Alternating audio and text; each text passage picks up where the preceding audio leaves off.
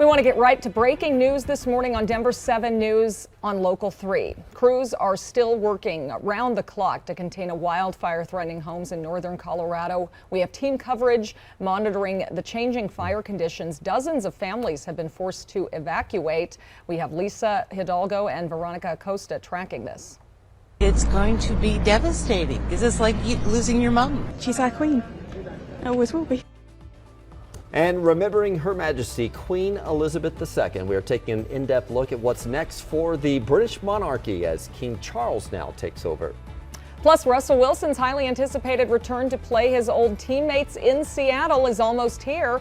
What he says he'll be focusing on come Monday night. It'll definitely be an experience I've never experienced before, but it'll also be an experience that I'm going to enjoy the journey of it all. Trying to prove the naysayers wrong, that he is not on the back end of his career. And we hope not, because the Broncos just signed him to a big extension. How old is he?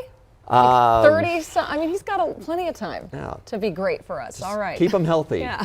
Happy Friday. Welcome to Denver 7 News here. I'm Brian Sanders. And I'm Nicole Brady. Lisa Hidalgo, we like Russell Wilson, but you're our favorite person today with this change in the weather. Yeah, by the way, weren't we saying the same thing about Peyton a few years ago? Exactly. It went out and won a Super Bowl. That's what I'm saying. And he was older. Exactly. We do have some much cooler weather. What a change. What a difference 24 hours makes. A cold front now rolling into the state. You can see some of the showers, even a little bit of lightning out with a few of these across the northeastern plains. Beautiful here in town. The winds aren't super gusty. We're at about 5 to near 15 miles per hour. Has been a little bit windier out east. Wind speeds at about 15 to near 30 miles per hour. So we are looking at some gustier conditions as that front rolls in and the winds are coming in out of the north. But the good news is it hasn't been extremely windy overnight up north near that fire in Larimer County. Temperature-wise, we're going to be about 30 degrees cooler. Low 60s here between 11 and 12. We'll be in the upper 60s by 3 o'clock. It's going to be about 30 degrees cooler than what we saw yesterday. We had another day of record-breaking highs yesterday. Today we are about, 10, 12 degrees below normal, so a lot cooler.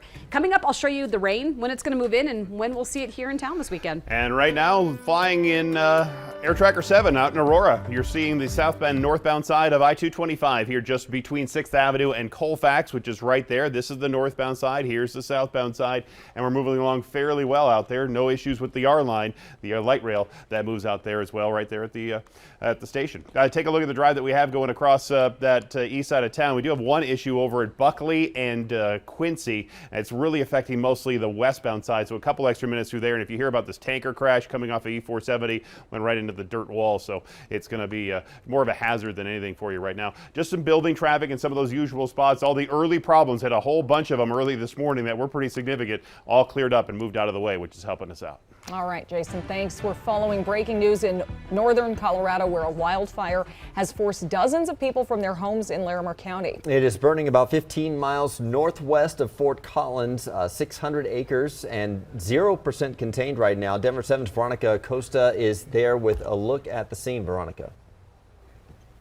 60 homes were evacuated, you guys, and we're going to get right out to show you what is at least left on this side of that hill. This morning, you can see that scorched earth. And, something else that you can really start seeing now that the sun is starting to come up is those pinkish reddish areas on the mountain there. That's the retardant that those tankers went out and dropped yesterday on the fire to try and get it put out. You also see those lights maybe a little bit further off. We also know that's a house that's right on the edge of the actual fire. About an hour and a half ago, we heard from a Larimer County official who drove by this dirt road where we are this morning. He told us overnight conditions did improve a lot, and it actually helped die down the fire quite a bit.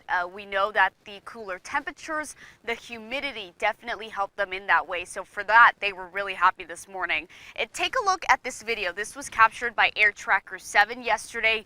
You can see just how wide of an area burned up in those mountains. You can also see just how much smoke. This morning, we're not seeing that smoke, and again, that is the good news, but we know that as of last night, 600 acres were burned. We also know there were multiple fire agencies agencies out here trying to help get a handle on this fire. I also want to point out that there was a shelter set up last night. As of this morning, that shelter's been closed, but that evacuation zone is still very much in effect for those 60 homes. There's actually some tape here behind us at one of these properties that was evacuated as well. So just something to keep in mind there. The electricity, that it has been restored and there was no damage to the structure there. That's via Poudre Valley REA. So a bit of good news this morning as the sun starts coming up for those people who ended up having to leave their homes because of the fire. For now, we're in Larimer County. I'm Veronica Acosta, Denver 7. Thank you, Veronica. Another story we are following for you this morning, taking a live look from London, where this vehicle carrying new King Charles III is headed to Buckingham Palace to begin his reign with wife Camilla as the Queen Consort. King Charles' mother, Queen Elizabeth II, died yesterday at the age of 96 after more than 70 years on the throne. The Queen will be laid to rest in a private burial at St. George's Chapel on the grounds of Windsor Castle, where she spent much of her childhood, and she will be buried next to her husband, Prince Philip. And Britain is now in an official period of mourning. Already we have seen so many special tributes coming in overnight. ABC's Patrick Revel shows us. King Charles is preparing to address the United Kingdom, his first public speech to his subjects since the death of his mother, Queen Elizabeth, as the country goes into mourning, so far issuing a short statement calling this a moment of greatest sadness. Today, the bells at Windsor Castle and St Paul's Cathedral tolling in her honour. Then, a 96-gun salute at Hyde Park, one round for each year of the Queen's life. The first of extraordinary commemorations being launched under an elaborate plan called Operation London Bridge.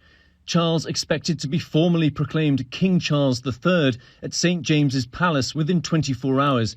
His wife Camilla will acquire the title Queen Consort. Thoughts and prayers of all of us will be with Her Majesty the Queen. All parliamentary activity will be suspended for 10 days for a period of mourning. Crowds have been gathering outside Buckingham Palace since the royal family announced the Queen's death. Shocked. I can't believe it. I'm gutted. Absolutely gutted. The announcement, as is tradition, posted on this modest placard on the gates, saying the Queen passed away peacefully at Balmoral Castle in Scotland. There, a steady stream of cars carrying members of the royal family, including Princes William and Harry. After the Queen's coffin travels to London, her body will lie in state at Westminster Hall for 3 days, allowing the public to pay their respects around the clock. The state funeral will then take place 10 days after her death at Westminster Abbey. Quite shocking, really. You kind of always knew it was coming, but when it happens, it's just sad. Queen Elizabeth was last seen in public Tuesday, swearing in her new Prime Minister, Liz Truss. Reacting yesterday, Truss hailed the Queen as the rock of modern Britain. Our country has grown and flourished under her reign. Britain is the great country it is today because of her. The Queen's death is still sinking in for people here in the UK. She was such a constant in British culture. King Charles is now expected to address the nation later today in a pre-recorded message. Patrick Revel, ABC News, London. And upon news of the Queen's passing, the royal website shut down. It displayed a picture of the Queen and said she had died peacefully at Balmoral Castle in Scotland. In small print, it said the official website of the royal family is temporarily unavailable while appropriate changes are made. By the time the people of the Commonwealth woke up this morning, the website had articles about the Queen's passing, the new King, King Charles, and a way to send a message of condolence. It said a selection of those messages would be shared with members of the royal family, so you can send your message on the website, royal.uk. And many in the United States are also mourning the death of the Queen. President Biden ordered flags to half staff at the White House and the Capitol. Americans young and old have been visiting the British Embassy in Washington, D.C. to offer their condolences. President Biden also visited and signed the guest book there. He said the Queen will be remembered for her enduring strength. Former President Trump issued a statement saying the Queen will be remembered for her faithfulness to her country. And celebrities knighted by the Queen, Sir Paul McCartney and Sir Elton John, said she will be dearly missed. As King Charles prepares for his coronation, we're diving into his long history. He was just 3 years old when his mother became the queen, so he has spent his entire life in the spotlight, and not always easy. He once told Barbara Walters in a candid interview he struggled with certain subjects in school. Of course, his wedding to Diana Spencer was watched by 750 million people around the world, but his image suffered after their divorce and the revelation of his affair with Camilla Shand. It took several years, but it seemed that his image was restored over time, with many in Britain celebrating him at his mother's Diamond Jubilee in June of this year, where Charles won over the crowd with a deeply personal tribute. Your Majesty, Mummy, we think of all you have done to make the Commonwealth such an important force for good. You continue to make history. Now, with Charles now king, Prince William, his first son, is next in line to the throne. And as soon as the king bestows this title upon him, William will become the Prince of Wales. If and when that happens, his wife Kate will become the Princess of Wales, which was Diana's former title. So we will be following all the ceremonies overseas for Queen Elizabeth on our website, denver7.com.